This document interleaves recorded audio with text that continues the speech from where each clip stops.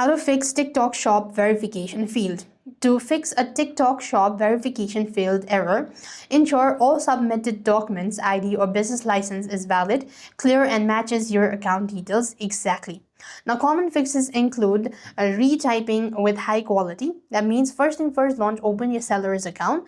There, you must read all the information before you actually proceed on.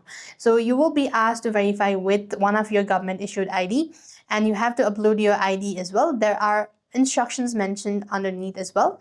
All you need to do is make sure to take a clear picture and make sure to enter the details information and a correct as well as appropriate answer or information as well. Now, once you've done this, you are still unable to fix it, then you also want to make sure to check your internet connections, as sometimes it could be due to the poor connectivity. And next, you could also try updating your seller's account. So go to your respective app store, type in seller on the search bar, and once you do this, you might want to make sure to update the app to the latest version as well.